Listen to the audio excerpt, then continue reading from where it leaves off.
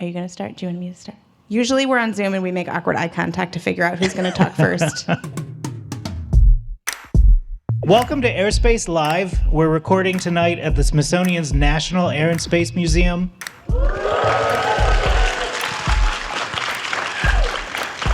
I'm Matt. And I'm Emily. Since astronauts started going into space, we have had to solve the problem of what they should eat. Things in tubes, rehydrated foods, both cold and warm, fresh food deliveries, lettuce that they grow, tortillas instead of bread, and maybe in the future, cylindrical pizza. Today, we're talking about dining a la astronaut on AirSpace, sponsored by Lockheed Martin. So tonight we have some guests with us on stage, and we want to introduce them to you. First, we have Dr. Margaret Weitekamp, who's the chair of the Space History Department here at the National Air and Space Museum. Delighted to be here. Next, we have Jim Sears, CEO and founder of Sated Space, which has patented a very interesting cylindrical space oven that we'll dig into just in a minute. Thank you so much. Yeah, it's an honor to be here. Quite exciting. Nice. And last but not least, Chef Charisse Gray, who is head of research and development from the José Andrés group. Thank you. Thank you for having me. So, food. It's not just something we need, it's something we enjoy. Food we like helps to make us feel happy. So it's not such a surprise that for astronauts, food is also very important, right? They need things to eat, and they also need to be fulfilled in their jobs up in space. Right. We have to nourish astronauts' bodies as well as their hearts and their minds. And food is a really important way in which we can do that. And so I would kind of love to throw this to all of our panelists and maybe start with you, Margaret, a little bit about, from a historian's perspective, how important the tie and the link between food and morale and mental health is for astronauts. I think it's absolutely vital. So for the very first flights with the Mercury flights, they were so short they didn't bring food. And with the Gemini program, when they started with two different astronauts flying together at the same time, those were longer flights. And so they started experimenting with, can you eat in space? Will you get stuck in your esophagus if you don't have the gravity? Things like that. By Apollo, they knew they needed to be able to eat meals in order to be able to go to the moon and back. But it's really later when you get into Skylab, things like that, that they start thinking about not just sustaining the astronauts, but also actually enjoying the food. And that's food is social. It's one of the ways that we connect with each other. It's one of the ways that you have downtime, a chance to talk. And so it's really been important with the space shuttle and the International Space Station that's gotten very sophisticated in thinking not just about sustenance, but also about society, about culture. One of the things I think is interesting about those early years of the Mercury and Gemini program is that astronauts actually tended to avoid meals because the food wasn't always that appealing. And, I can't imagine doing a high-stress job or even a job where you're working on the moon and expending a lot of calories in the course of that and then not feeling hungry when you get back. But on an earlier episode of this podcast, we did interview Harrison Schmitt about working on the moon, and he said it was really difficult for them in the morning to actually work up an appetite before they went out to work on the moon, but that they knew they needed to because they were going to be out there expending, all of that energy and calories. But, it seems like one of the big challenges has been not just providing nutrition, but providing food that astronauts want to eat that actually, gets the appetite going.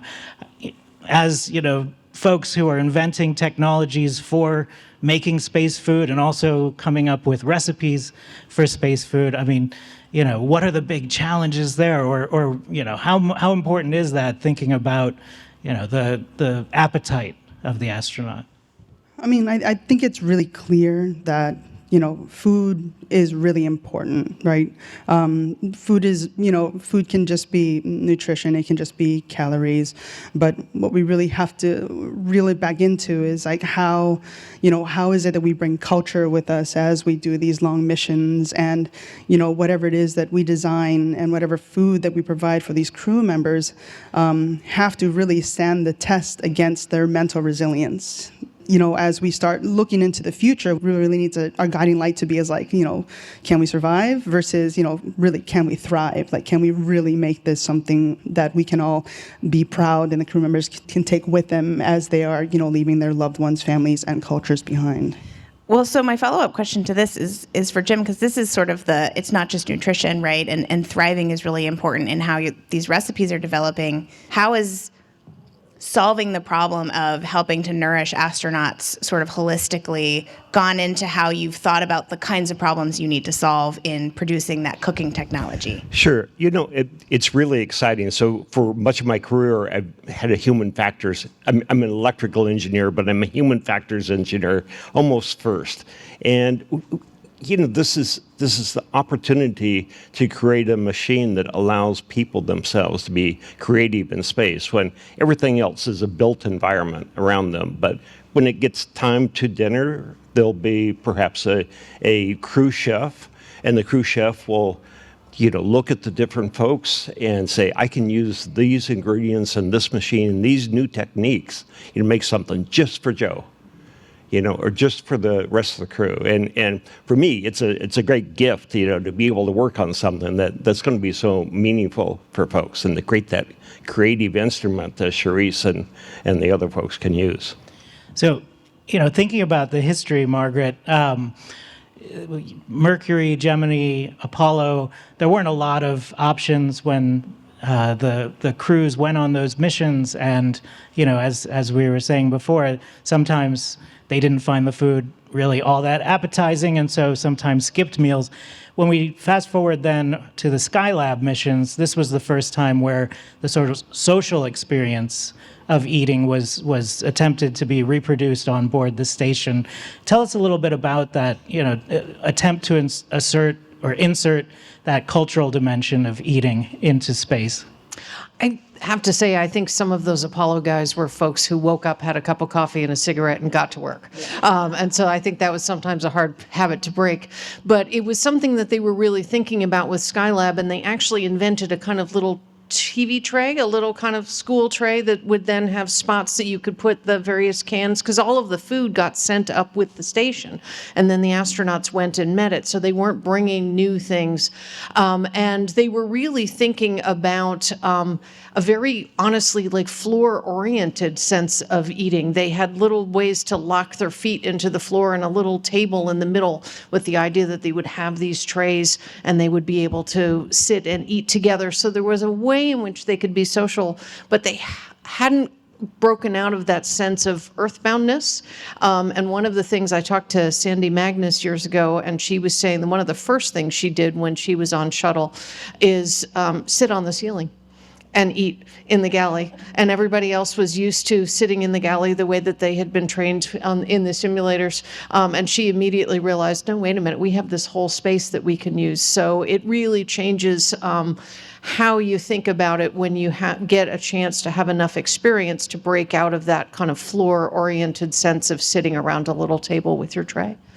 I love that. I mean, I think I've been trying to put myself in the position of an astronaut, which we all know that's not going to happen. But I think about like, what can you tolerate for a couple of days, right? Versus what can you tolerate as technologies change, especially in space flight. And I think about, how many days can you live off peanut butter and jelly, or how many days can you live off protein bars? And like, you can probably squeak out a couple of days, especially if you're like backpacking and there's, something else you're trying to achieve. But after that, you start like, I really could use a burger, like something that's been like freshly cooked and, has that kind of hot and juicy component. And I feel like as we have kind of gone through a little bit of the history of space food so far, we're kind of approaching the space shuttle and the International Space Station, which are separate but similar, related moments where things really take off. Ooh. Thank you. Thank got you. it, you Thank got you. I just came up with that one. There was a question in there, Matt. What was my question? Well, maybe as the missions are getting longer, what goes into long-term sort of menu planning for a crew or even for just an individual astronaut? I guess that's me.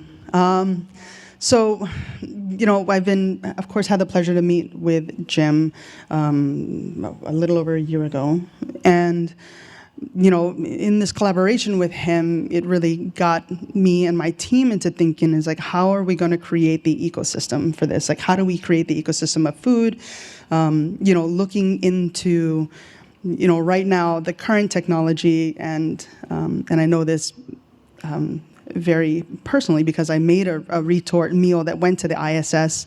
José and I worked on something to do a family meal with the first private mission with Axiom that went to the ISS, and so we created like a little family meal. And so I had the distinct pleasure of going through this process, which I'm not sure, I'm definitely not a scientist. I will say as much as that I can make food and I understand the chemistry behind why things happen, but as far as the outlook on how something is going to go into a pouch and cook it very blindly was not something that I was prepared for. But all that being said is that, it was so bleak. Like when I first opened that pouch, I was like, man, like, what is this? And, it's hard to decipher when we got our first package because Axiom was quite kind enough to send us some NASA meals that they were serving to the crew members at the time so that, we could get an idea of what we were doing. I was in the military, so of course I've had MREs before, but this was not what I was prepared for. We should have taken a video of José and I opening these pouches and being like, what is this? And there was something that looked like a chicken breast, and the questions that were like, do we just soak it in water? Do we add water? Like, how are we supposed to eat this? So then he just took a bite of it, and I was like, that doesn't taste good. And so, but, as we start to work with this machine, we started to really think, well, hey, like, how do we build a pantry, right? That's how we have to start this, is we have to say, hey, what are some ingredients that are going to either come to us already shelf stable, or how do we shelf stabilize items? We have a freeze dryer in our kitchen that we have. And so we're like, yeah, let's just start freeze drying everything, And so we did a little bit of that, had a lot of failures, of course, in this process, but if we start thinking about the solution representing itself in something that looks more like a standard pantry and finding the ingredients that can have multiple applications for meals, like that's just the very beginning. That is just like where we have to start. Yeah, I mean, it's really an exciting opportunity because what we've dealt with in the past is essentially backpacking food. It's almost exactly like backpacking food, but there's no pretty picture on the front, and it's got 40% less salt. But the opportunity to actually make new dishes from ingredients changes just literally the math completely. We talked about if you had 20, if you were going to Mars, that's like 1,000 days plus. And if you have 20 meal selections, 20 different type of backpacking entrees, then you're going to eat each one of those 50 times. And, maybe after time 15, you might not be as excited about it. But if you have 20 ingredients, you can literally make 1,000 different menu items. You can make more of those, but some of them won't taste good. But you can probably make 1,000 things that taste good. And then you think, okay, what ingredients do I pick? And some will last a long time, and that's what we want, is a long shelf life. And in our own calculus, like we're using things that are basically dry ingredients that you hydrate and you use. But there would be an assortment of ingredients. Some would be long-lasting, some not so. And so, Charisse and I were talking about, it's like, how would we kind of like move through the pantry to eat the ones that have the shortest lifetime first, and the last, longest lifetime last, and then be able to deal with targeted nutrition, giving a certain person what they need. And it's like I think it's like a perfect moment for a chef's creativity and artificial intelligence to actually work together to figure out how to apportion it all out.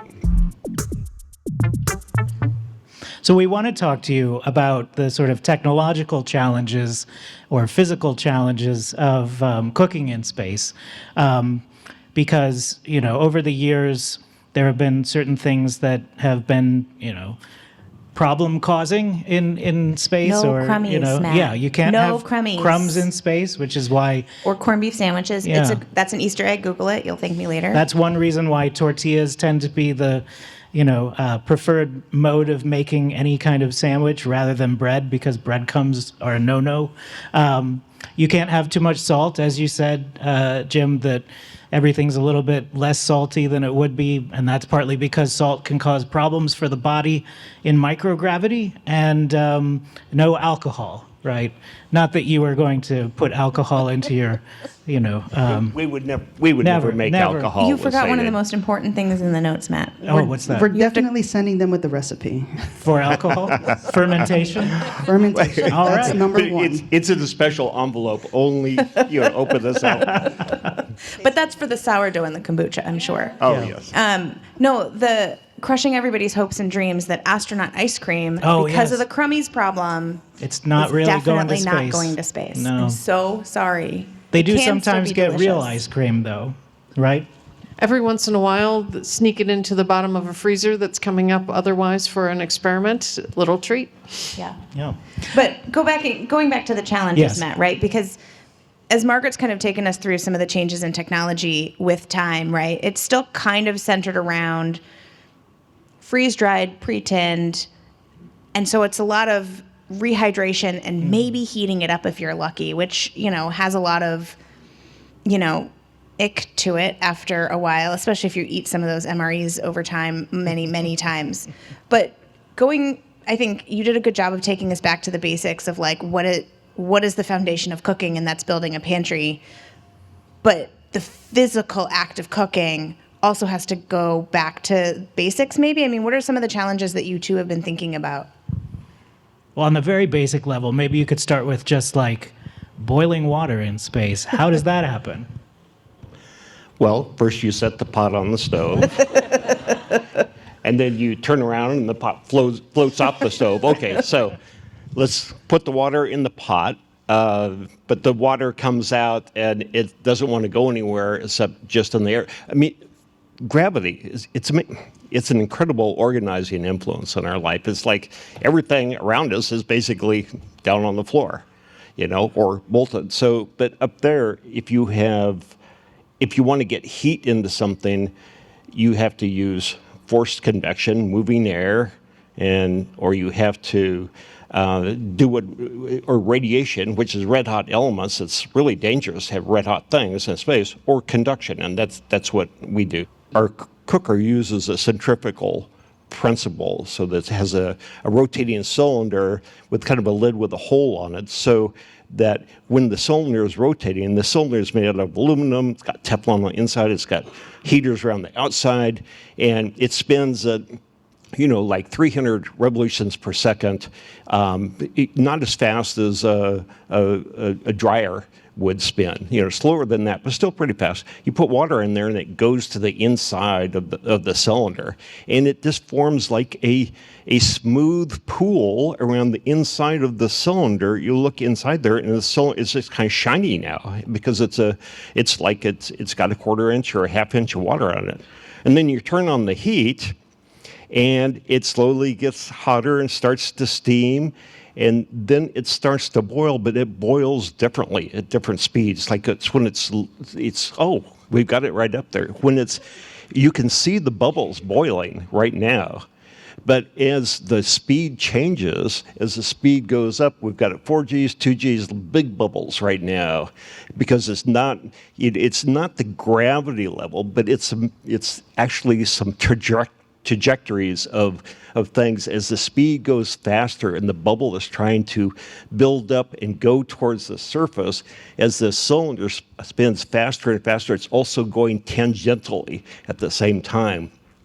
So it's kind of like the bubble goes up, but it's shoved sideways and it's inside a circular surface, and so it ends up just diving back into the water. And the fascinating thing is, like, the faster you turn the cylinder, the smaller the bubbles get, until finally it's smooth looking.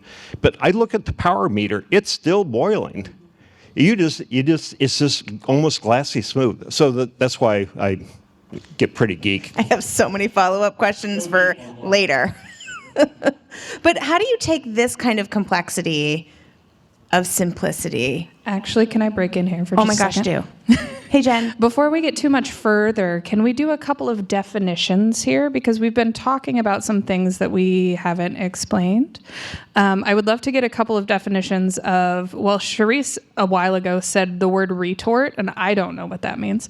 And then maybe someone can give us a basic thermodynamic lesson before we go into I will go first with the oven. retort, and I will stop there. Perfect. Love that.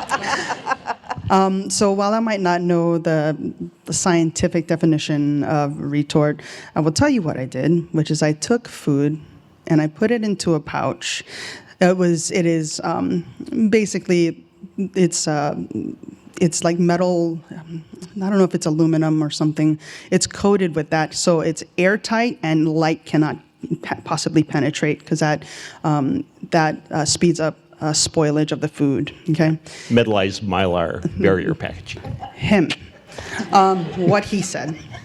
And then I then sealed that, and we put that into a thing that looks like a submarine.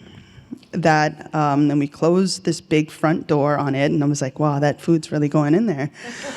It's laid out all on a single tray, and they basically commercially sterilize the food. They cook it till nothing else could possibly exist in that pouch except for the ingredients that you put in there. So there's no chance of bacteria growth, no viral, nothing.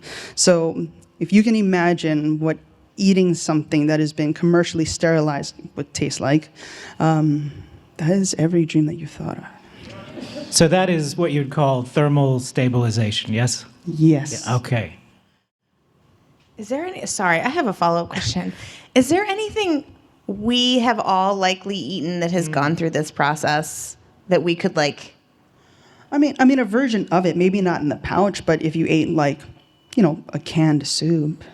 Okay, no, that's helpful. That's helpful. Campbell's canned soup, but I think they go through a very, very similar. It's not in this mylar. Well, hit it. Yeah, barrier packaging. But if you go in the grocery store and you find food in the flexible packaging, like tuna, the tuna. some fish, Tuna, often, yep. that's thermal stabilized. Okay, so it's not awful. Not awful. But you're asking the wrong person. It is accessible and shelf stable. Yes. There we go. Okay. Yes.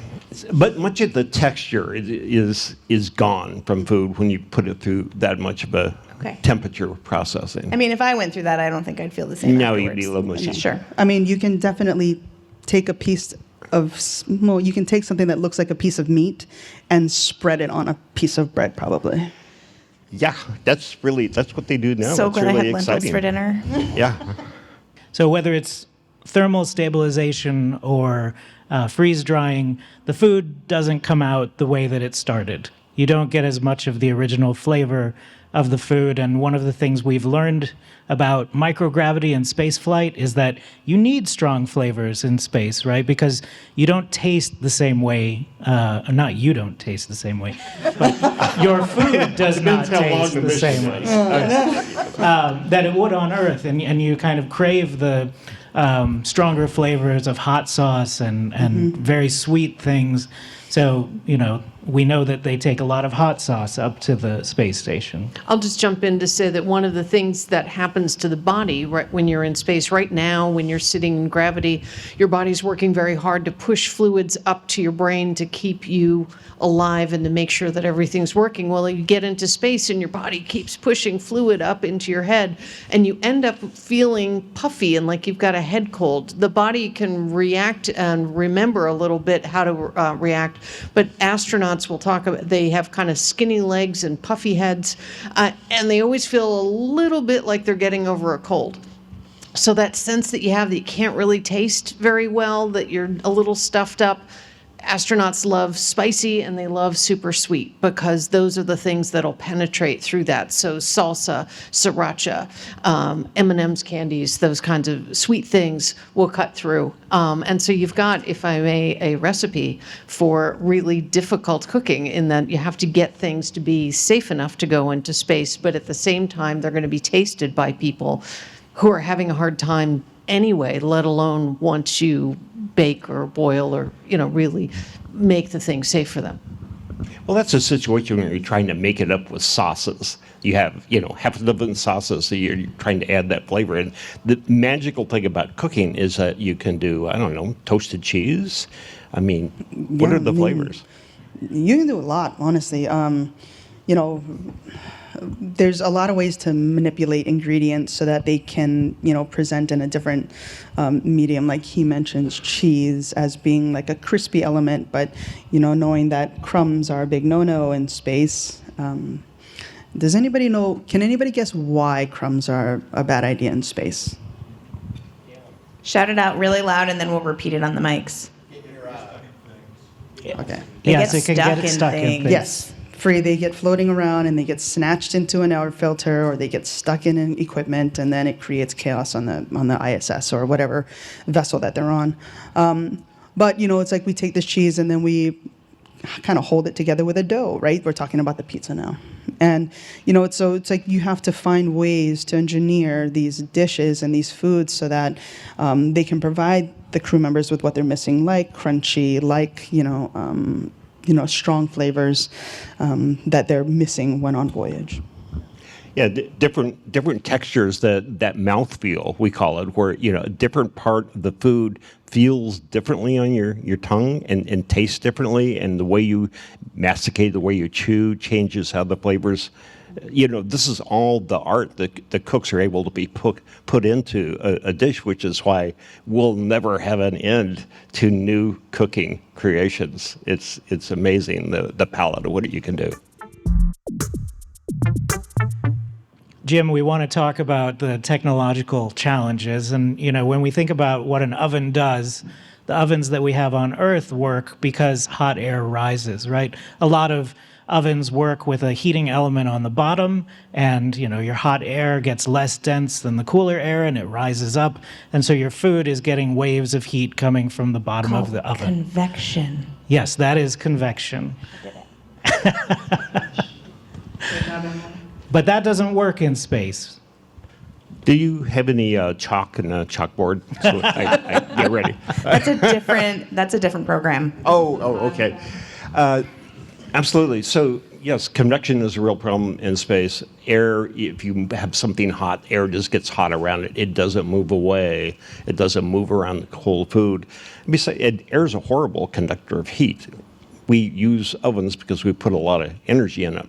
What we're doing is we're heating things conductively, which means they're going right up against a hot surface. So the many wonderful thermodynamic things about that is that it's very efficient. So the heat is going directly from where the heat is generated into the food. The other thing is it's super accurate as far as the temperature you get to. And it doesn't seem like that's that important until you really understand the food science and what happens, where caramelization happens, where the Maillard, reaction happens. That when you can actually use conduction well and change the temperatures, you can really program the trajectory of your ingredients moving into a food. And Charisse is a master at this. I mean, she sent me some recipes of what she's doing. You got like 4 different temperature stops. Yeah, but that's just because we're, in the process of testing things, we're testing time against temperature a lot of times and seeing what the results of that are. And, we've gotten great results based upon that. But, going back to what we had mentioned earlier, some of the challenges that we're facing, of course, everything that we know to be true about cooking is terrestrial, right? It's like we rely on gravity so much, like baking, gravity, right? It's like we don't think about that. We take that for granted.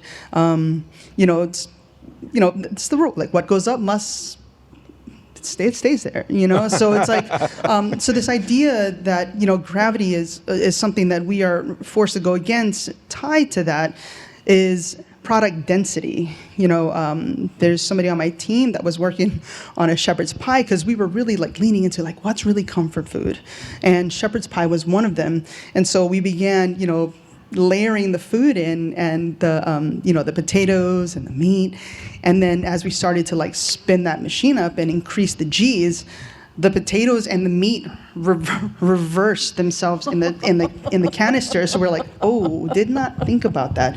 But it required us to take that exercise because we would have never discovered that had we not tried to embark upon that particular dish.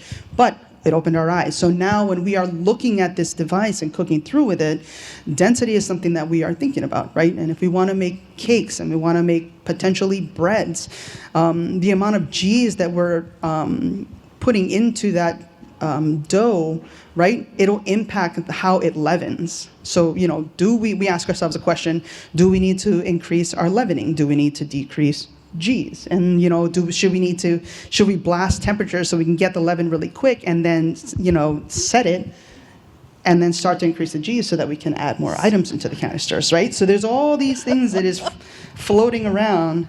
And, you know, it's a delicious challenge, though, right? Figuring it out. We eat a lot of mistakes. I love it. I think my parting question for you, though, is because I'm now rethinking everything I do in my kitchen and like what's easier and what's harder. But like, what is the thing that you are the most excited about, sort of looking forward, even if it's 2 or 3 or 4 steps down the road, the thing that you're really, I cannot wait until that's the project I get to work on or the problem I get to solve? Man, that's a rabbit hole. Is it a crispy question. pizza with no crummies? No, honestly, it's solving for the ecosystem to make cooking in space really not just you know, a single answer, right? Like in your standard kitchens right now, you have multiple devices that you use to achieve a recipe, right? And so to me, the exciting part of this whole endeavor is going to be having cooks and engineers have to come together to figure out like what are the solutions, and, you know, how do we build the technology, the programs, you know, so that we can create this type of food. And, you know, it's like there's not going to be there's no silver bullet for this this particular problem, right? And so that to me is the exciting part. It's going to be the actual building of it, you know, and creating that ecosystem with engineers and crew members, because it's, you know, this is going to take everybody's input, you know, working with astronauts, working with crew members, working with engineers, working with people like Jim, in order to make that. And then, of course, if we get a crunchy pizza on the other side, then that's just, you know. Oh, still remember the day, you know, when I had my first unit and I was at my desk and I was making a pizza on my desk, my office desk. I said, there is no better, you know, heaven for an engineer to be sitting at your desk making a pizza. Yeah, that's what we love. But I would just have thrown in the delicious synergy that we have with José Andrés' group and Charisse, because there's no more fun than enabling creativity, and there's no more fun than thinking about what the future is going to be like. Someone is millions, literally, of miles from home. Their kid's having a birthday. They got this 20-minute delay of a video link, but there's something that they could do, is they can make their own cake, and they can eat their own cake while their kid's eating their cake. And so it's being able to have that close connection that you're not alone, even when you're way far away. AirSpace is from the National Air and Space Museum. It's produced by Jennifer Weingart and mixed by Tarek Fuda. AirSpace is hosted by Dr. Matt Schindel and me, Dr. Emily Martin. Our managing producer is Erica Novak. Our production coordinator is Joe Gurr, and our social media manager is Amy Stom. A big thank you to our guests, Dr. Margaret Weitekamp of the National Air and Space Museum, Jim Sears of Sated Space, and Charisse Gray from the José Andrés group. And thank you to all of you, our fantastic in-person audience. We couldn't have done a live taping without you.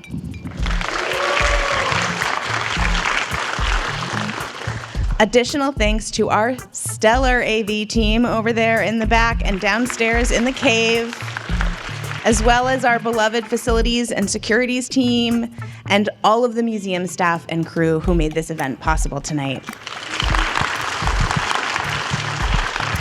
Did you know the transcripts of our episodes include citations and extra fun facts? You can find them linked in the show notes, along with the sign up for our totally hilarious monthly newsletter. For additional content, photos, and more, follow AirSpace Pod on Instagram and X. We're also on YouTube Shorts. Check us out on the museum's page. AirSpace is sponsored by Lockheed Martin and distributed by PRX.